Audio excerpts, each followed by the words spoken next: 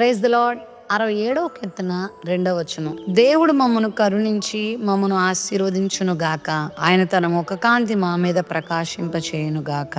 ఆశీర్వాదము, దీవెన అన్నది దేవుని నుండే మనకొస్తుంది. లోకము, మనుషులు, పెద్దలు మనల్ని ఆశీర్వదిస్తారు. దేవుడు ఆశీర్వదించకపోతే వారి ఆశీర్వాదం కూడా మన మీద నిలవదు. దేవుడు మమ్మల్ని కరుణించి మమ్మల్ని ఆశీర్వదిస్తాడు.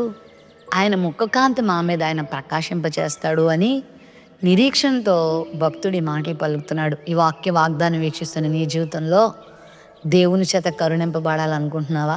దేవుని ముఖకాంతి నీ మీద ప్రకాశింప చేయబడాలని కోరుకుంటున్నావా? నిజంగా దేవుని ముఖకాంతి మన మీద ప్రకాశించగలిగితే, ఆయన మన వైపుకి తిరిగితే, ఆయన మనల్ని దృష్టించగలిగితే మన జీవితం నవ్యకాంతులమయమవుతుంది. ఒకవేళ నీ జీవితంలో చీకటిని అనుభవిస్తున్నావేమో, పేదరికాన్ని అనుభవిస్తున్నావేమో, కరువును అనుభవిస్తున్నావేమో, దుఃఖాన్ని అనుభవిస్తున్నావేమో, ఒంటరితనాన్ని అనుభవిస్తున్నావేమో, వేదనను అనుభవిస్తున్నావేమో, ఈ వాగ్దానం నేను సొంతం చేసుకో. నిశ్చయముగా దేవుడు నిన్ను కరుణించి నిన్ను ఆశీర్వదించబోతున్నాడు. తన ముఖ కాంతిని నీ మీద ఆయన ప్రకాశింపచేయనై ఉన్నాడు. బైబిల్ గ్రంథంలో చాలామంది భక్తుల జీవితంలో ఆయన తన కరుణను చూపినప్పుడు, తన ముఖ కాంతిని ప్రసరింపచేసినప్పుడు వాళ్ళ బ్రతుకులు మారిపోయాయి, వారి స్థితిగతులు మారిపోయాయి, వారి జీవితాలు మారిపోయినాయి. దేవుడు వారిని ఎన్నుకున్నప్పుడు వారి బ్రతుకుల్లో నూతనమైన కార్యాలు జరగడం ప్రారంభించబడ్డాయి. ఎలీషా అనేటువంటి ఒక యవనస్తుడు ఒక వ్యవసాయదారునిగా ఉన్నాడు. మరి తన తండ్రి యొక్క వ్యవసాయమును జరిగిస్తున్న సమయంలో దేవుని కళ్ళు తన మీద పడ్డాయి. దేవుడు ఆ యవనస్తుడిని కరుణించాడు, అతన్ని ఆశీర్వదించాడు. నిజంగా దేవుడు అతను ఎంత గొప్పవానిగా వాడుకున్నాడంటే, ఏలియా తర్వాత రెండింతల ఆత్మాభిషేకంతో నింపబడి గొప్ప గొప్ప కార్యాలు జరిగించాడు. నయమాను కుష్ఠరోగాన్ని తగ్గించటంలో దేవుని కార్యాన్ని అతను కనుపరిచాడు. ఇదిగో గనురాలైనటువంటి షూనేము పట్టణానికి చెందిన ఒక స్త్రీ ఇంటిలో ఆమె గర్భం తెరవబట్లో, ఆమె పిల్లల్ని కనుట్లో దేవుని కార్యాన్ని అక్కడ చూపించగలిగాడు.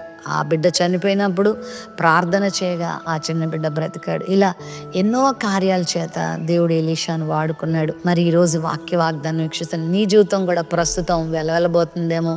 చిన్నవానిగా, ఎందుకు పనికిరాని వానిగా, అందరి చేత తిరస్కరించబడిన వానిగా, ఏం పనికొస్తాడులే, ఏం గొప్పడవుతాడులే, ఏం గొప్పదవుతుందిలే అనిపించుకునే స్థితిలో నీ జీవితం ఉందేమో.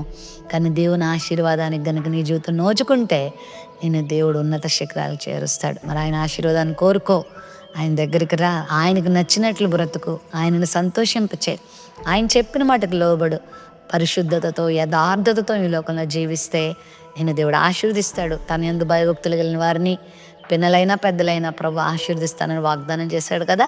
మరి ఆయన యందు భయభక్తులు కలిగి జీవించు. ఇప్పుడే నేను ఈ మాటలు అందిస్తున్న సమయంలోనే దేవుడు తన ముఖ కాంతిని మీద ప్రకాశింపచేస్తాడు, నిన్ను దీవిస్తాడు, ఆశీర్వదిస్తాడు, అనేక వేల మందికి ఆశీర్వదకరంగా మారుస్తాడు. ఎలీషాను దేవుడు ఆ తర్వాత ఎంత గొప్ప ప్రవక్తగా వాడుకున్నాడంటే, ఈరోజు వరకు ఎలీషా జీవితం లక్షల కోట్ల మందికి ఆశీర్వదకరంగా ఉంది. నిన్ను కూడా దేవుడు అలా చేస్తాడు.